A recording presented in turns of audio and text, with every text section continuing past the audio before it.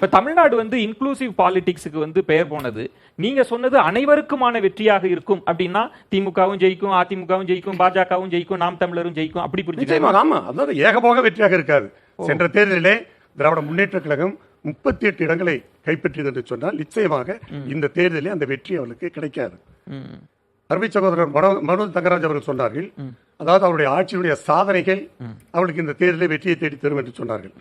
ஆனால் அந்த சாதனையையும் இவருடைய ஆட்சியிலே மக்கள் படுகிற வேதனையும் ஒப்பிட்டு பார்க்கிற போது, அதாவது கட்டண உயர்வு, வரி உயர்வு, சட்ட ஒழுங்கு பிரச்சனை, அதே போல போதைப்பொருள் நடமாட்டம், தனிநபருக்கான வருமான இழப்பு, வேலைவாய்ப்பின்மை, இதையெல்லாம் ஒப்பிட்டு பார்க்கிற போது நிச்சயமாக எங்களுக்கு இந்த தேர்தலிலே ஒரு கணிசமான தொகுதி கிடைக்கும், வாய்ப்பு கிடைக்கும்.